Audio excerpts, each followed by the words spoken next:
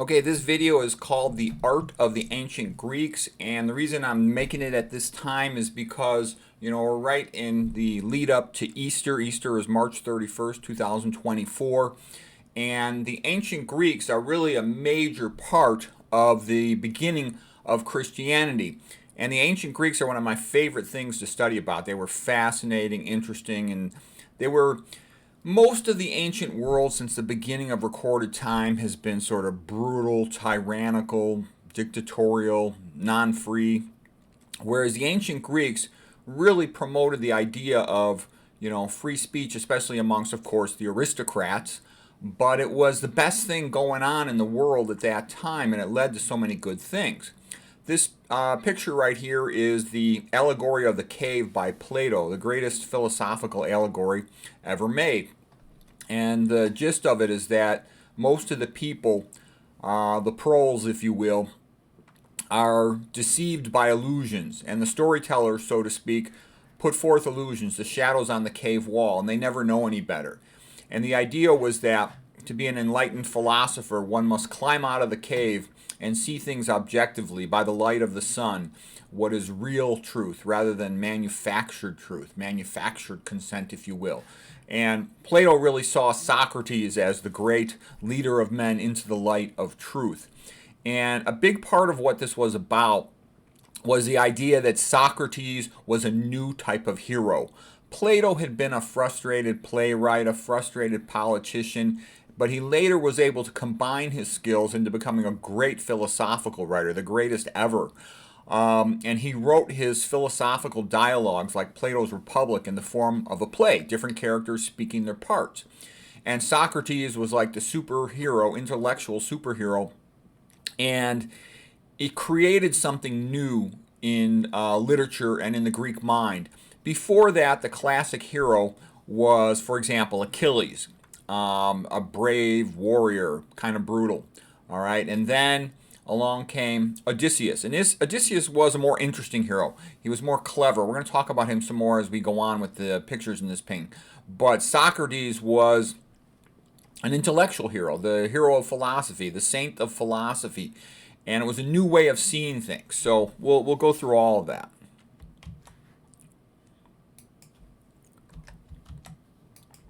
Now, Diogenes, he was the street homeless philosopher, and he used to like to make fun of Plato. So Plato was here giving a lecture to his students at the academy, and he's telling them a definition of a man was a featherless biped.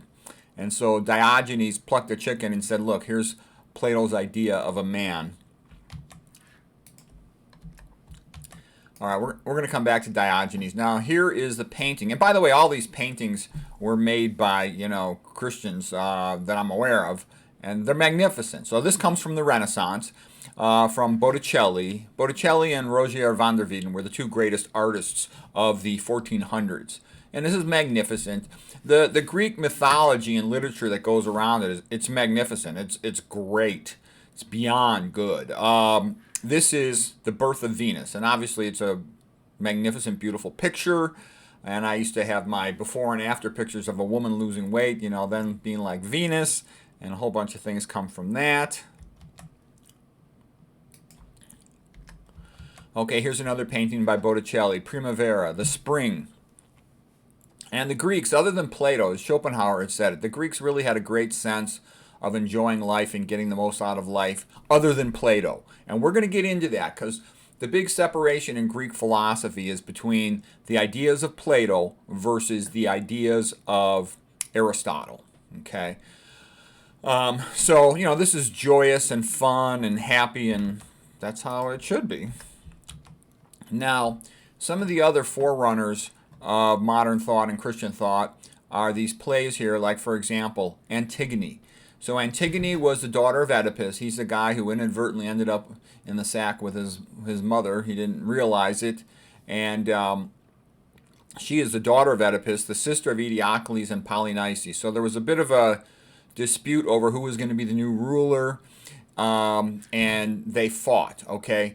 And Polynices sort of fought against the king of the time now, Creon, and then Eteocles was successful. Eteocles is the brother of Antigone. But the point of the matter is, the king said that Polynices should not have a burial. He should be left out and eaten by the dogs and the vultures. Okay, Antigone refused to go along with that and tried to bury her brother, so she was arrested in Thebes and sentenced to death. Okay, King Creon's son was in love with her, and it created a disaster. So one of the big points of Antigone are, first of all, Antigone was asked, why did she disobey the king? And she said, because there are laws of heaven that are not of today, nor of yesterday, but for all time, and they are above the laws of man. So that's an important thing and an important prelude to Christian thought. Basically, what God says is more important than what any ruler says, and people should be aware of that because it creates a much better society. Okay? And it just created a big disaster. So kind of the big point of this too is people should learn to forgive and be nice, okay, because everyone would have been better off. So King Creon's son was in love with Antigone, and when she was sentenced to death, he himself committed suicide. She hung herself in prison, and then Creon, the king's wife, was so pissed off, she committed suicide too. So the whole thing was a big disaster, and it all could have been averted instead of going tit for tat if they had just, been a little bit more forgiving. Antigone meant well. She was trying to, do right by her brother. That's a fundamental right of Christianity, is to bury the dead. Okay, so the ripple effect means, you're nice to the people around you, they're nice to the people around them. All of a sudden, everybody's nice to each other, and you have a good society. Okay, so this is a great heroine, Antigone, of doing the right thing, even when it's not what the ruler wants you to do. This was just some stuff. We're not going to get into all this slide, okay. All right, now here's another famous story from the plays of the ancient Greek tragedies. They're magnificent. Okay, so one of them is the story of Agamemnon. He took a mistress, Clytemnestra. She had a lover while he was gone in the Battle of Troy. And when she came home, she killed Agamemnon, or her lover did. And then what had happened was the son of Agamemnon and her son avenged the father by killing Clytemnestra. So I know it's a whole big mess. And then she called upon the Furies to avenge her, okay? And this is getting somewhere. I know it sounds a little bit involved, but it's going to get somewhere. So here was the son, Orestes. That was Clytemnestra. And these are the Furies that have been, summoned against him. All right, so the reason I went through all this is that originally they had a trial, and it was in the Areopagus, and Athena was there as well. So Athena is the goddess of Athens. And what came out of it was, you could have these feuds going back and forth like the Hatfields and McCoys, and they can go on for hundreds of years. And so finally Athena just, they had it discussed in front of, the other judges at the Areopagus, but they acquitted Orestes. And this is very important and symbolic because it was an example of forgiveness on a grand scale, and that's a prelude. If you look historically, the big thing noticed about Jesus, what did he add that tremendously changed societal approach, was the idea more of forgiveness. Love thy neighbor, sometimes turn the other cheek, sometimes just let things go and forgive people. And that's a big thing in society, and that comes up a lot. If you read Hannah Arendt, she's a real smart lady who wrote a history of communism, okay? And she said the greatest thing that Jesus Christ brought that was new since a lot of the ideas of the Old Testament, for example, was the importance of forgiveness in human relationships. So I think that's a great thing. And what I'm also saying, though, this is a prelude to it in a big way, Orestes. There's really good, the plays are just fantastic. The whole story is great. And that's also been said. If you read Quo Vadis, a magnificent book, or just watch the movie, it talks about how the Romans were so brutal and evil and unforgiving. So I'm going to get into the paths of thought, but basically this is Plato. This is the painting School of Athens, which is magnificent. The best book ever written about philosophy, by the way, is called The Cave and the Light, especially about Plato and Aristotle and their influence on society ever since their time. It's by Arthur Herman. It's an awesome, great book. If you only read one book about philosophy, that's the one to read. Okay, I've read tons of them. Okay, so here are some quotes by Ayn Rand. So Ayn Rand is the smartest woman who ever lived. And she basically said Aristotle is the greatest philosopher who ever lived, and in her opinion, he set the tone for hope for mankind. She said, if there is a philosophical atlas who carries the whole of Western civilizations on his shoulders, it is Aristotle. Whatever intellectual progress men have achieved rests on his achievements. Aristotle may be regarded as the cultural barometer of Western history. Whenever his influence dominated the scene, it paved the way for one of history's brilliant eras. Whenever it fell, so did mankind. Aristotle is the father of individualism. So that's a big sentence right there. Aristotle is the father of individualism. So this is Aristotle right here. He came from a background in biology. His father's a doctor. He's pointing down to the ground saying, let us study the things of this earth and try to make sense of them in an objective way. Plato is pointing upward with the idea of pointing into the skies and his theory of the perfect forms. You know, you're looking at a chair, but it's not the essential form of a chair. That is in the heavens, and we have them in our minds. So Plato was a lot of a mystic. And the other thing that annoys people about Plato is, you know, he was living through the Peloponnesian War between Athens and Sparta. And Sparta conquered Athens, and it was a very humiliating defeat. And it made Plato more sympathetic to Sparta's ways of viewing things. Sparta was a brutal place, forced all the men into the service, and it was a very sort of violent, primitive, backward, and stupid. So here he is, Mr. Philosopher, reading and studying all the time, but he thinks that society should be kind of communistic, okay? It's a collectivist society. People have very little freedom. The families are not very tight-knit or well, not like we would envision our modern family is that much. So anyways, Plato leads down the path, we're going to talk about this, to the Augustinian view of Christianity. And Nietzsche has said Christianity is largely Platonism for the masses, okay? And some people believe that that leads to collectivism and socialism and the Protestant church way of looking at things.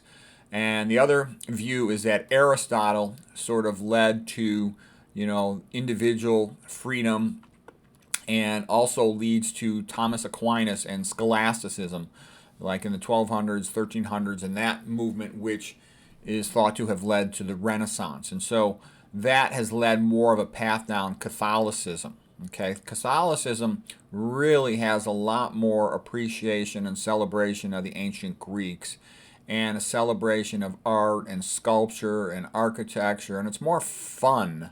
Okay, Protestantism, you know, coming out of Martin Luther and the Reformation, was more like all we care about is the Bible, the literature. They would get rid of all the sculptures in the churches and the paintings in the churches, whereas Catholicism has loved art from the beginning, paintings, sculptures, cathedrals, stained glass windows, all that stuff.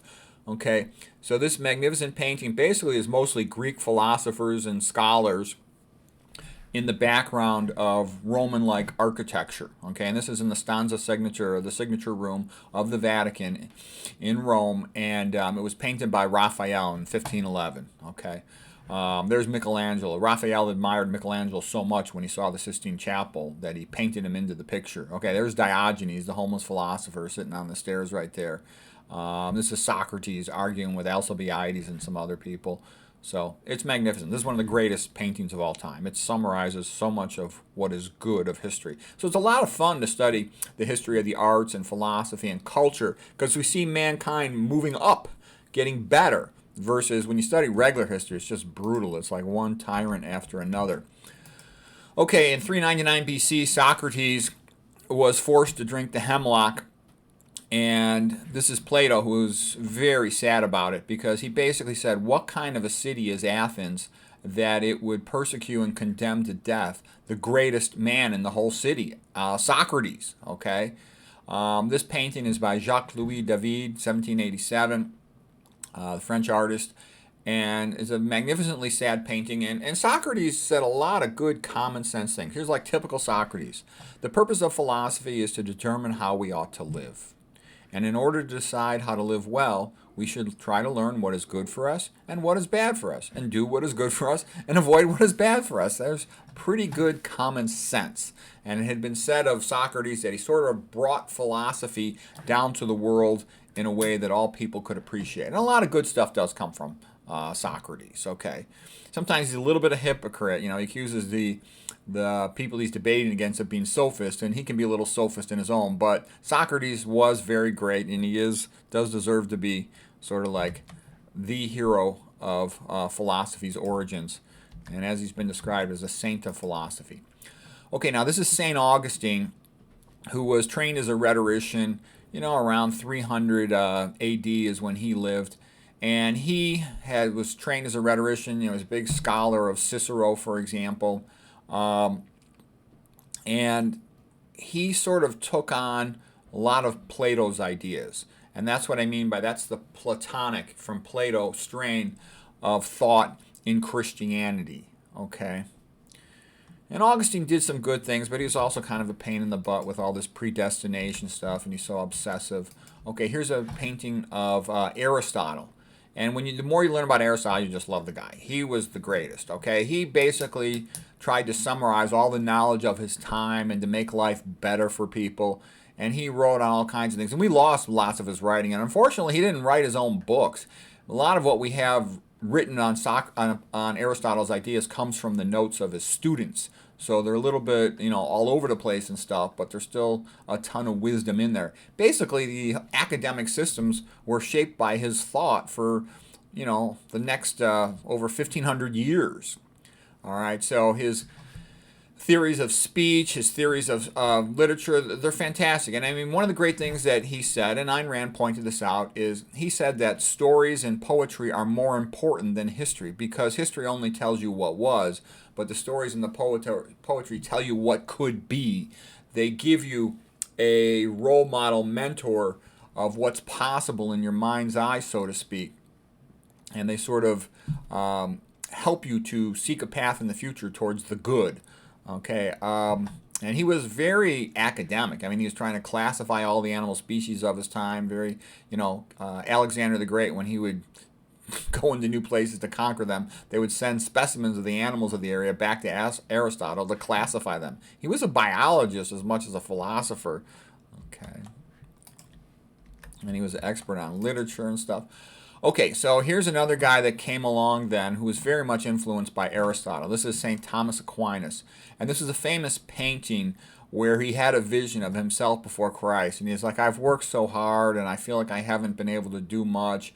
I wish I could have done more. And Christ said, no, you did good, Thomas. You're doing good. I appreciate you. And so what I'm saying is what Thomas Aquinas showed is that faith and reason, they're not in contrast to each other. They go together. They improve each other.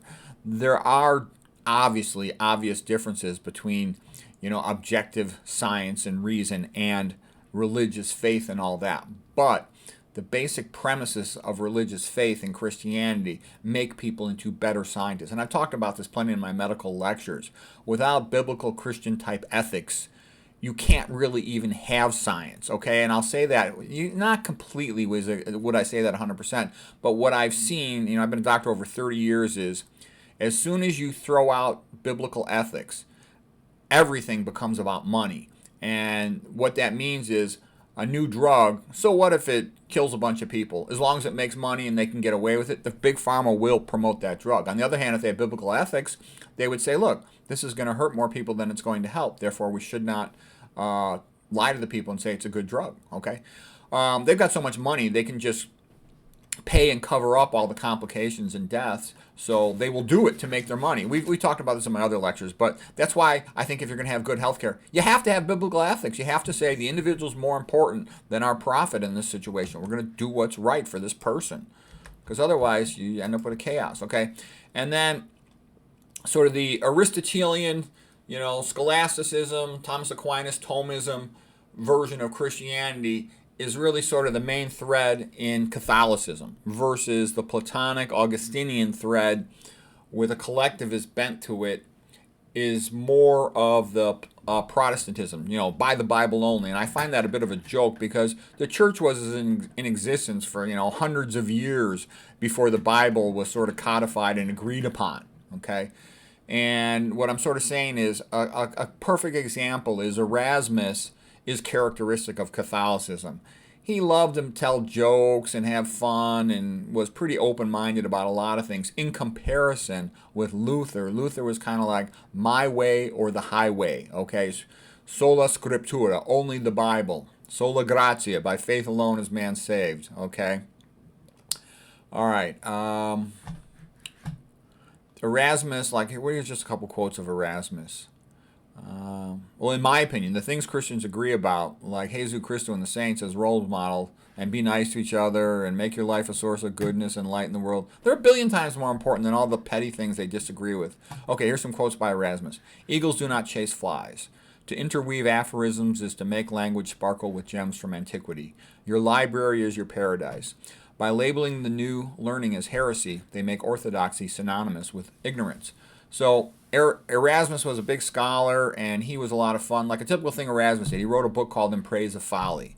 You know, because you can kind of, you have to have a sense of humor in order to get through life and get along with people. You know, and that reminds me like the Ben Franklin quote about marriage. He said, before going into marriage, a man should have his eyes wide open. Once he's agreed to it, he probably should keep them half shut. And, you know, that kind of a sense of humor just makes things work out better between people. All right, now here is a painting of Deucalion holding his wife up from the flood. And the reason I show you this is there's a lot of correlation with the events of the early Bible, like in Genesis. There are flood stories throughout a bunch of other cultures, including the Greeks, of how mankind was largely wiped out by the flood. All right, so I show you that to realize there's a lot more useful accuracy in the Bible than is widely acknowledged. Okay, here's just a famous story of Demosthenes.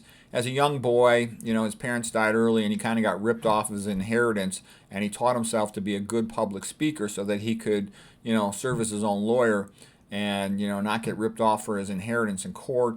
And he sort of was like a role model. He would put pebbles in his mouth and try to speak over them. He would try to speak over the waves to be able to have an impressive presence. That was a very big thing for the ancient Greeks, you know, is to be a good public speaker, and for the Romans too. If you're interested in becoming a better public speaker, study Demosthenes, study Cicero. You'll be well worth your time in Aristotle. Okay, so here's the apotheosis of Homer. Again, the celebration of the bard. He was the blind bard. He wrote the Iliad and the Odyssey, the Idiot and the Oddity. And those were great ancient books, and they were a little bit almost like a moral, behavioral guideline of the ancient cultures, okay? So the Iliad is more of just, you know, the war between the Greeks, so to speak, and Troy, where, you know, Paris had stolen Helen away from the king of Sparta. And then the Odyssey is more like a travel journey of Odysseus trying to find his way back home to Greece, to Ithaca.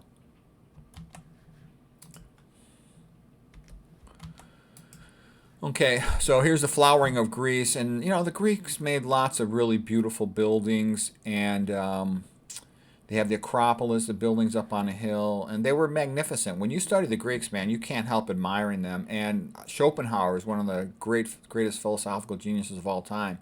He just said, why were they so much smarter than us? Because you read the ancient Greeks, and you're like, holy shit. It's like one genius after another in Athens did so much great stuff. You know, there was also a flowering of geniuses in, you know, Renaissance Italy. And what I would say from studying that sort of thing, why do golden ages happen? And I think it happens because you have a society where people feel safe, people are relatively prosperous, they have enough money that they have leisure time, and then that they have some type of philosophy, metaphysic, that motivates them to try to do good things that benefit everyone and that are aesthetically beautiful and good. And you need to have that in a society. And that only happens rarely. Most societies are dominated by a tyrant who just brutalizes everybody and pushes them into slavery. That's been the vast majority of societies since the beginning of time. That's why the ancient Greeks were so unique. And the ancient Romans were nowhere near as good as the Greeks. I mean, their republic was actually a reasonable government for about 500 years, but then as they went into an empire, there were a lot of problems with that, and they're very tyrannical and corrupt. Okay, now here's a nice painting of the Acropolis, so a city on a hill, and that idea comes into Christian thought as well. You know, the idea of a light on a hill, a city on a hill, a beacon of goodness to shine to all mankind. There's a statue of Athena, the goddess of Athens. And, you know, it's beautiful, okay? It's just wonderful. And this was all happening in ancient Greek a long time ago, over 400 years before Jesus Christus. Okay, so here is Pericles, the leader of Athens, giving a funeral oration in front of the Acropolis, all the cities there on a hill. And so Pericles did some good things to build up Athens and make it more beautiful, but he was also, in my opinion, a bit of a jerk. He pushed and pushed for the war with Sparta, and he was so sure they were going to win, but then he died, and the subsequent leaders of Athens were less capable, plus they screwed over Alcibiades like they're one of their best leaders. That's a common thing in societies, is they get jealous of great men, and then they damage themselves, okay? Athens, okay, we're not going to get into all the history of ancient Greeks. I'm just sort of showing you these things here. Phidias was a great sculptor of Athens, and this is just, showing the sculptures in the wall to Aspasia, who was the girlfriend of Pericles, Alcibiades, and friends. So I'm just making the point, we don't really have a lot. We got some of their sculptures. We lost most of their paintings. They didn't save well. Luckily, we've got most of their books because our scholars kept them. Here's a beautiful painting called Lost Illusions by Charles Gleyre, and this is sort of the sadness of a man. He's the poet has dropped his lyre because his musical instrument is harp, because the ladies and the children are kind of going off away. And it sort of brings home to me the point that men love women, okay? If they talk about these dating sites, that the men will say that 85% of the women are attractive, and the women will say 85% of the men are ugly. And what I'm trying to say is, men and women, the other thing too, modern society tries to pretend that men and women are the same. That's not true. Anybody who's, lived with their family for a while knows their brothers and sisters, their mamas and papas are not the same. They got a lot in common, of course, but their differences all sort of complement each other. Aristotle had said the family is, God's invention for man to be happy. Okay, so anyways, the point of this is that man without women and kids, he's sad, he's lonely, okay? So even though we kind of complain that they make too much noise and it's hard for us to work and to study and to think, they bring a lot of joy and happiness and some great painting. Oh, college degree in 10 minutes on the ancient Greeks. All right, well, this is just some, if you want to read it, these are some of the great historic events, and you can learn a ton from studying the ancient Greeks. If I was like, let's say I cloned myself and I had to give my young self guidance, I would help my young self to avoid the public school system, and I would just homeschool them if I was like available and stuff. And one of the things I would do is have that kid study the ancient Greeks, learn the ancient Greek language and study the ancient Greeks. So much good stuff comes out of it. It's amazing. There were so many wonderful things about the ancient Greeks. All right, here is, the remnant of the Parthenon, one of their great buildings, and of course this led to more and more classical architecture, and we think of the famous, Roman building being the pantheon for all gods, pan meaning all, thea for gods, and that sort of led to American classical architecture. And then, of course, the greatest architecture of all time is Christian architecture with the cathedrals. That's objectively as good as it could possibly be.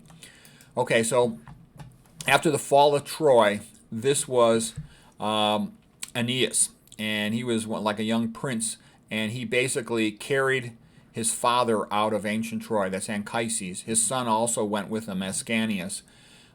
His wife died, and that's part of the story because he was to go on to found Rome. But one of the things this painting symbolizes the idea of there's ups and downs in life and difficult times, but one of the jobs of a young man is that he should carry the wisdom of his father into the future, and he should teach the younger people about what happened before them so that they will be able to have better societies and better lives. So here's another version of the painting, this one by Carl van Loo. Again, an Aeneas carrying his father Anchises out of burning Troy, and there's the son Ascanius following along. And so I'm basically trying to do the same thing. So here I am, trying to carry the wisdom of McDougall and the other nutrition greats onto future generations. And so I kind of joke that he says, "Put me down, you arrogant little upstart. I'll kick your ass. I'm the Fighting Irish." Well, no, sorry, John. We got to get moving here, and you're going a little slow. I think I got to carry you. All right, so here's a similar painting. This is the last day of Pompeii. So this is when Mount Vesuvius erupted over the city of Pompeii, a Roman city. And it reminded me almost of the same thing, because you can see there's the young man looking like Aeneas, and the son looking like Ascanius, carrying out the father looking like Anchises. So I couldn't help thinking of the two, and I'll bet you whoever thought of this had the same idea. Whoever made this was made later in the 1800s. But anyways, it's still a magnificent painting. Okay, and a lot of great just story models come out of ancient Greece. So this one is the lost city of Atlantis, and Plato wrote about this. And we can learn a lot from studying these civilizations, and you can also create a theoretical ideal utopia civilization. So that's part of what that story was about. The Greek myths, they're just wonderful. So here's the one about the fall of Icarus. So Icarus and his father Daedalus. Daedalus was an engineer. They made these wings to escape from the labyrinth, and their certain death, and they were going to fly home and be safe. But the young guy just got, a little bit too bold and overdid it and flew too close to the sun, and his wings melted.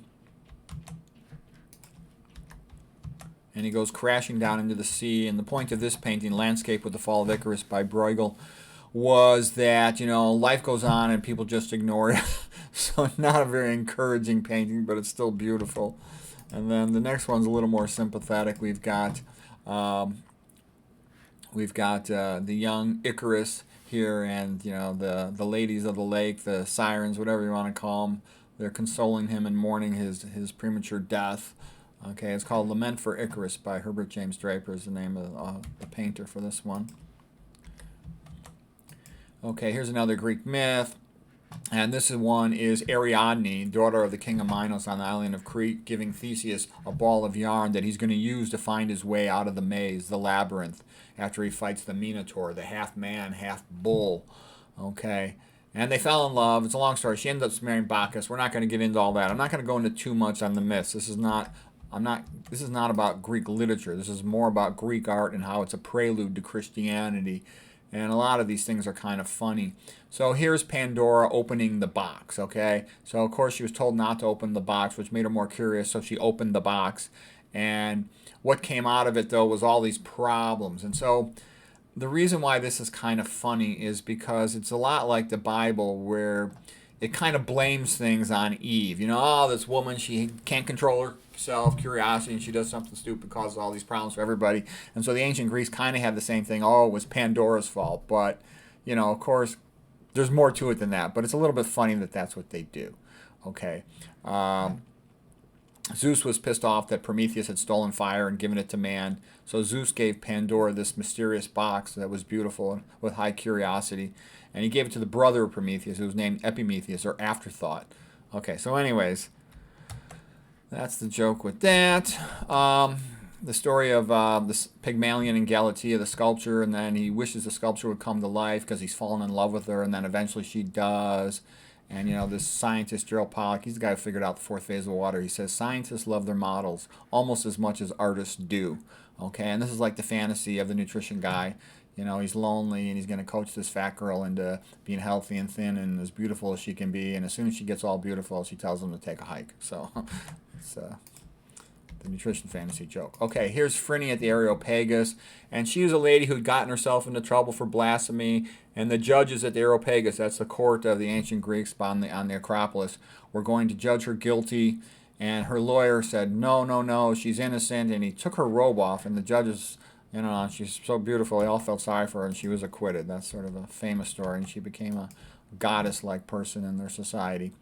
Another just famous Greek myth, the bull is Zeus, and here he's abducting Europa, and that's a long story about the founding of Europe and everything. And it's just an example of a beautiful painting. Okay, so all kinds of stuff like this just comes out of Greek myths and Greek literature, and it's great. Oh, here's just another version of it, the abduction of Europa. And there's all these, angels around here. And what I'm saying is you see that Christian edge on things. But there's sort of this fun, celebratory just way it is, that life is beautiful and abundant and we can all be happy and have fun. That's a big thing in Greek culture. Let us speak freely, let us enjoy each other, let us enjoy life. The Greeks partly were thinking that way because they had a whole bunch of different islands and they traded with the different islands, so they're very open-minded to new ways of thinking and learning. And that's partly why they were so smart. Okay, this comes from the Iliad, and this is Achilles, the greatest warrior of the Greeks, and this was his best friend Patroclus. And Patroclus, going a little bit back to the early part of the stories, Achilles was pissed off at Agamemnon, the head general of the Greeks in the Trojan War, because Agamemnon had stolen his mistress. So he's like, you know what, screw you, I'm not going to fight, go fight this battle on your own. And he was sort of just brooding by himself. All right, and with Achilles out of the picture, the Greeks started to lose to Troy, and Hector was just kicking everybody's butt. Patroclus wanted to try to turn the morale around of the Greeks, so he took Achilles' armor and went out into the field. And then he fought Hector and was killed by Hector. Hector was the great leader fighter of the Trojans. And Achilles was so upset about the death of Patroclus, his best friend, that he just went into a rage, and that's what's called the wrath of Achilles. And this is sort of the heroic mindset of the ancient Greeks of that time. And he was victorious over Hector, and he actually dragged him behind his chariot. It was sort of a brutal, evil thing to do, but Achilles had lost control of himself and his temper, and he dragged him in front of the walls of Troy, and it was a very wrong, evil thing to do. And this is partly what Plato was talking about when Greek needed new types of hero rather than just, you need a warrior type in society, but you need more than that if you want to have a good society. And then this was the Trojan horse. This was Odysseus' idea as a way to get inside the walls of Troy. And the Greek soldiers were hiding inside of the Trojan horse. So it's the idea of bringing something in that seems like a gift, like a good thing, but actually there's a problem hiding in the belly of it, because at night the Greek soldiers came out and then they opened up the gates and they sacked Troy. Okay, so you'll hear that word Trojan horse a lot. That's where it comes from. And Odysseus is the one that figured it all out. Painting is by Tiepolo, the Trojan horse. Okay, now we're going to talk a little bit more about Odysseus. So after the victory over Troy, and Achilles died, by the way, because his mother Thetis, who had dipped him into the river Styx, and every part except for his heel, she held him by the heel when she dipped him into the water, and that was the Achilles heel, and he got shot by an arrow there by Paris. So that's how Achilles died in the battle between the Greeks and Troy. Odysseus survived, and he later then, after the victory, wanted to get back home to Ithaca, to his wife Penelope, who he loved. And they had a bunch of adventures on the way, including fighting with the Cyclops, one-eyed monster. And this is when they're escaping in their boat. Okay. The one-eyed monster is called Polyphemus. And then they had to go through an area where there were the sirens, these women who were beautiful in one version of the story. In this one, they have them, looking like eagles, like harpies. But they had a very seductive song that would captivate any man. And so the Greek sailors, they had to cover up their ears so they wouldn't be seduced into mischief that was not in their best interest by the sirens. Okay, Odysseus wanted to hear what they had to say, but he knew he wouldn't be able to control himself, so he was tied to the mast. Okay, and the reason I'm showing you all this stuff is because once you study Greek culture and history, it's beautiful. You'll see so many literary allusions and metaphors that you still use in commonplace and that really capture human behavior and situations. Great. So here's another version of the sirens, looking more like beautiful women, perhaps half woman, half fish, like mermaids, if you will. And again, Achilles is tied to the mast. The sailors have their ears covered up. And it's kind of like brings back the joke. It's very difficult for a man, when he finds a woman attractive to, keep her in her place and not let her talk him into doing things he shouldn't do. Okay, Odysseus is trying to find his way home, and he goes into the underworld. And this is a common literary technique. It's called catabasis, whereby one goes into the underworld and is able to talk to the dead. So he wanted to talk to the philosopher Tiresias, talk to his parents, And I kind of joke that we can get a lot of wisdom from talking to the people who are dead. Read the history, read about Walter Kempner, read about Dennis Perkins if you want to learn about nutrition and health. These old guys had a lot of knowledge.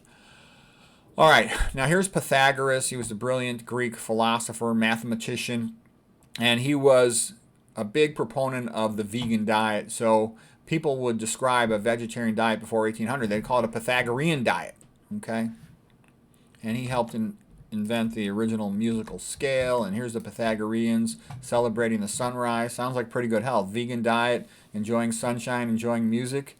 Like I said, prototype preliminary Christians, all right? So it's a beautiful day, beautiful painting. And God's way of healing. It doesn't cost any money. You got to buy food anyways. Might as well eat the good food. Okay. All right. Another famous ancient Greek was Diogenes. And here's Diogenes walking through Athens with his lantern lit. And they said, well, what are you doing, Diogenes? He says, I'm trying to find one honest man. So Diogenes is a pretty funny guy. Very clever. And here's Diogenes. Like he's a homeless street philosopher living in his little giant urn here, so to speak. And this one, he's also got his lantern. This one is The Poor Man's Philosopher by Jean-Léon Gérôme. He made a lot of great paintings about, classical times, being the ancient Greeks and the ancient Romans.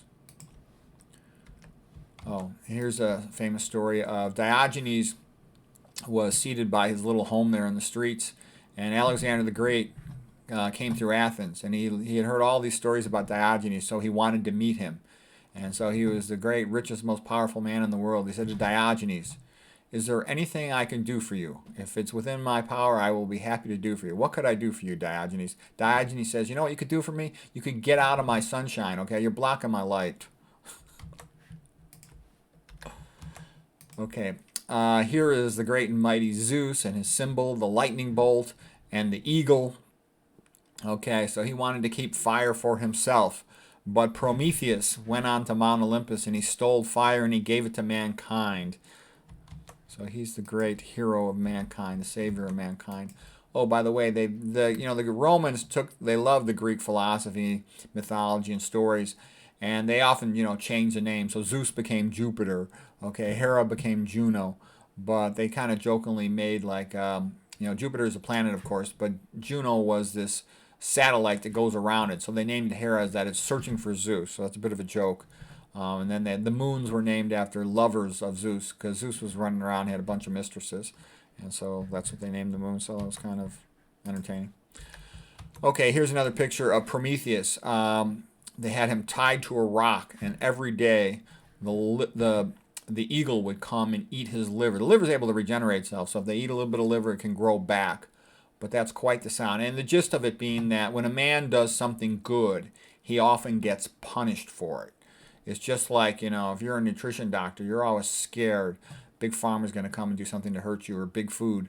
Because like I said, the researchers who made discoveries that were bad for big food, like, Tyrone Hayes, he's the guy who figured out, the toxicity of atrazine and how it turned the male frogs into female frogs. They went after him. They cut his grant money. They tried to get him fired. And that's happened to lots of scientists. Seralini, the guy who figured out some of the problems with glyphosate, they did the same thing to him, tried to ruin his career. I have a friend who's a PhD molecular biologist, and he said his friend discovered that that high fructose corn syrup was routinely contaminated with mercury, so they got him fired from his job. So that's what they do. All of these things happen all the time in the modern world. People sometimes look at primitive world and say, oh, aren't they backward? They're so dogmatic. No, it's just like that in the modern world, too. One has to be careful. So here's the picture of Prometheus. So Prometheus was bound by these shackles, but actually Hercules saved them. Hercules made the risk, and he came and he shot the eagle with an arrow, and Prometheus was freed. There's a little more to the story, but that's the key point for our purposes right now. And again, the art's magnificent. This guy was a great artist, Carl Bloch, in the 1800s, and we're going to come back to him later when I show you.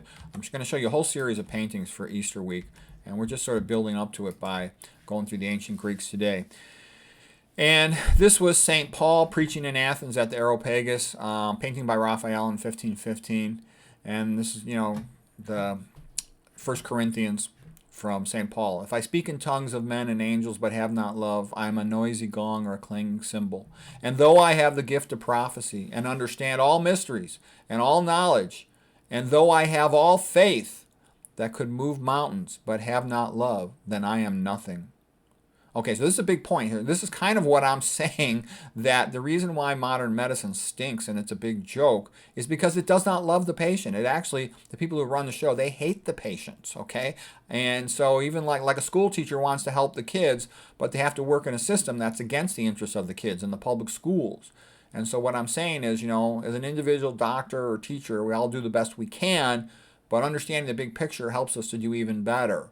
And you need to have this appreciation and love of the individual in order to even, get reasonable results. So let's just continue. I'll finish up 1 Corinthians.